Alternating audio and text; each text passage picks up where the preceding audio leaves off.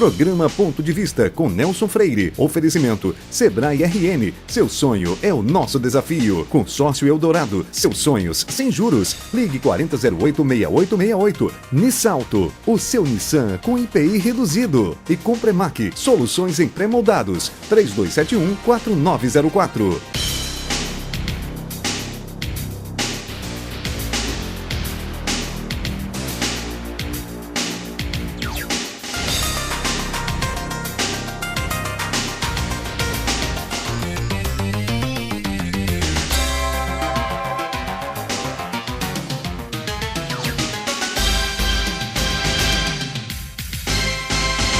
Faltando uma semana para as eleições, a campanha em Natal esquentou bastante.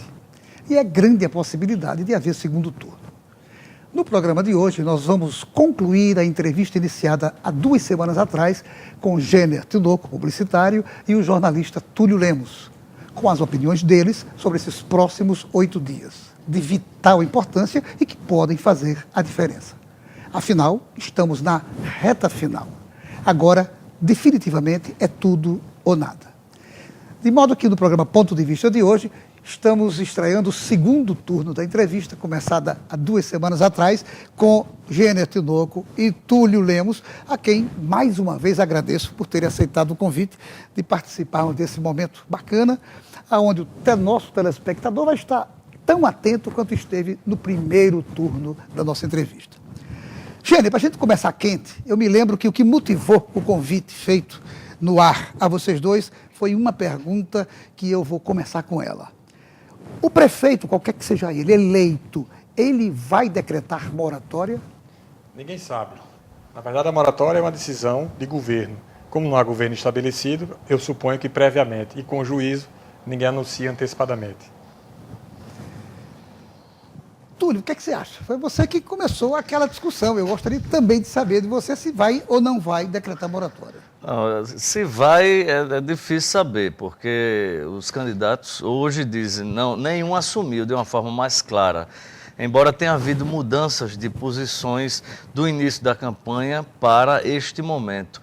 O que eu acho, aí a minha opinião, é que o prefeito, ele tem sim que decretar moratória com os contratos, com os atrasos, os pagamentos anteriores, porque fica inviável a administração. Ele não consegue entrar uma gestão devendo 100, 200 milhões de reais e tendo que pagar com os recursos daquela gestão. Embora a administração seja impessoal, eu acho que é inviável um prefeito assumir diante do caos que está e não decretar moratória. Ele vai inviabilizar a gestão dele, assim como Micarla terminou pagando muitas contas da gestão passada e não somente por esse motivo, mas dentre outros ela terminou se prejudicando também. Mas isso não vai prejudicar o empresário que de qualquer forma se manteve fornecendo equipamentos, fornecendo serviços para o município? Isso não seria um prejudicial? O detalhe também é o seguinte, a dívida não são só 100 ou 200 milhões. O comentário geral é que são 500 milhões de dívidas. 500 milhões. 500 milhões. Mas, em última análise, o empresário que, ao longo deste ano, entregou serviços ou equipamentos à prefeitura, que vai ser penalizado. É essa a primeira leitura que se pode fazer? Se for decretada a moratória, provavelmente sim. Ninguém sabe, na verdade, porque nenhum candidato afirmou que vai fazer ou que não vai fazer. O que eu acho que eles vão fazer mesmo é uma senhora auditoria para poder levantar as informações da prefeitura, porque parece que hoje ninguém sabe como as coisas andam dentro da prefeitura.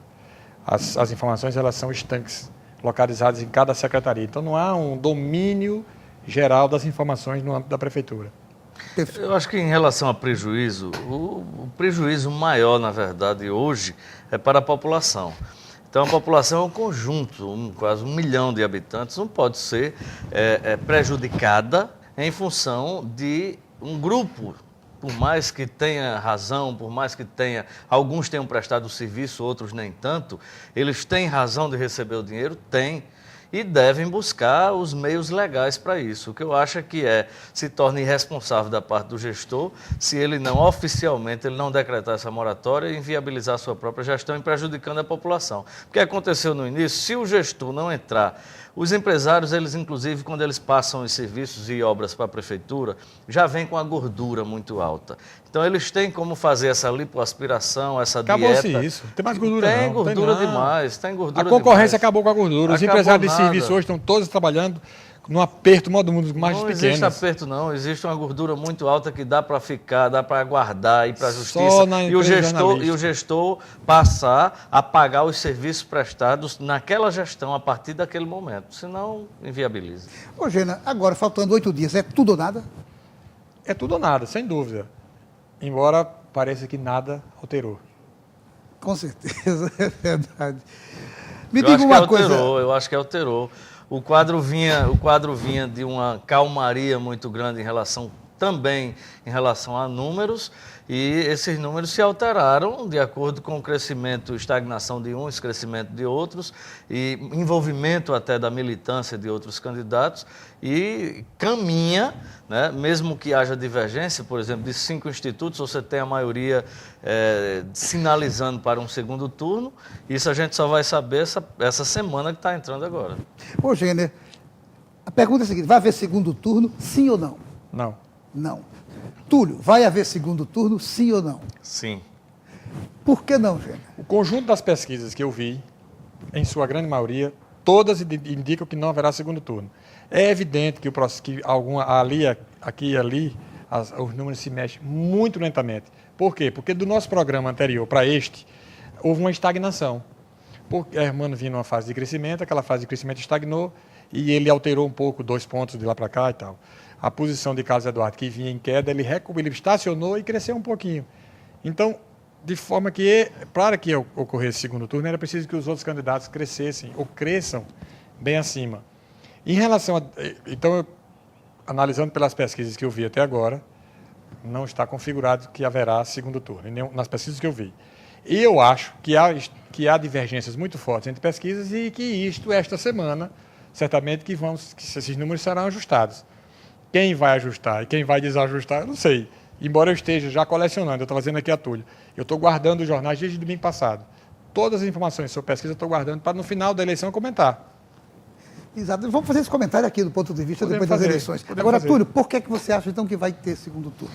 Porque eu acho que Carlos Eduardo estacionou e caiu um pouco do que ele vinha inicialmente. Isso é mais desejo de Túlio do que não é desejo, é realidade. Isso é realidade. Na realidade não dá isso não. Carlos Eduardo teve 60 pontos, você estava morando onde nesse período? Ele teve 60 pontos, hoje já tem pesquisa que deu com 36, 37. Essa pesquisa eu não vamos faço, ver. Sim, mas eu não faço nenhuma pesquisa, eu não contratei nenhum instituto. A questão é, a gente está trabalhando em cima das pesquisas divulgadas e registradas oficialmente no TRE. Verdade. Baseado nesses números, dessas pesquisas, desses institutos, houve uma queda dele, houve uma queda da distância que afasta do segundo turno, ou seja, a soma dos candidatos em relação ao percentual que ele tem. Então, em função disso aí, é que eu vejo que no quadro, a permanecer nesta semana, a partir de amanhã, segunda-feira, durante essa semana, nesse quadro de crescimento de Mineiro, Robério cresceu especialmente na juventude. Você perguntou sobre os números atuais, né? De Hermano, de Porque todo mundo. a projeção futurológica de Túlio Não, é que fazendo se houver um processo de mudança contínua, poderá haver o segundo turno, né? Uma Não, mas futurologia. você falou também das projeções. Não, eu estou falando pelas baseadas pesquisas nos de números. hoje. As pesquisas apresentadas até agora, nenhuma delas diz que vai ter segundo turno. E, no entanto, algumas delas dizem que não haverá segundo turno. Ou seja, se nós compararmos o que Vamos não diz pegar e o que diz, Pois é. nenhuma delas diz que vai haver segundo Diz turno. Não há sim, peremptoriamente, diz sim. não. Nenhuma Diz. pesquisa diz peremptoriamente. Nenhuma diz. Diz. E nenhuma pesquisa diz que não haverá. Tá vendo essa Pois dubiedade? é. O Ibope deu quanto? O último Ibope. Deu primeiro turno. Deu Deu primeiro 4%. turno. Primeiro Deu 4% com empate técnico. Para primeiro turno, não. Da segunda também. Não. Ele deu que a eleição Então isso é desejo seu. Não, não é desejo, não, Túlio. É. Deu 4% a mais, pode ser 8%. E pode Se ser deu- também 4 a Pode ser menos. 0. Não, pode ser empate. Empate. Mas veja só, ainda que for empate, você pode não ter o segundo turno por conta de besteira de voto. Mas se deu 4%, qual é a probabilidade mais lógica? É que seja um pouco acima. Você não vai ter 4% de erro para baixo ou para cima. Então a probabilidade é que esse número pode até crescer mais. probabilidade Ainda não- assim, não, estatisticamente é isso. Se você analisar estatisticamente é isso. Se você estudar um pouquinho de estatística, você vai ver. Agora, ainda assim, se você considerar que há uma margem absoluta de erro, ficaria empate. Não, você está Ainda assim, não, analisando houve essa- estatisticamente, Não, porque colocando que somente quem está em primeira é que vai, ou Não, crescer eu ou não tô falando- permanecer. eu não tô falando isso. Você está Eu tô dizendo a você o seguinte, desconhecendo o que é a possibilidade do crescimento dos que estão Nós embaixo. voltamos a tratar Só pra desse fechar assunto. aqui, só pra Num fechar. instante, a gente fecha do segundo. Tá. Não saia daí que a gente volta em instantes para o segundo bloco e esse assunto será fechado daqui a pouco. Você já encontra em Natal e em Parnamirim a BRJM Corretora de Seguros. Uma corretora jovem e ágil, credenciada nas principais seguradoras do mercado e voltada para o atendimento personalizado aos seus clientes. A BRJM atua de forma diversificada em muitas áreas, como responsabilidade civil, patrimônio empresarial, seguro de vida, acidentes pessoais, automóveis, planos de previdência privada, entre outros.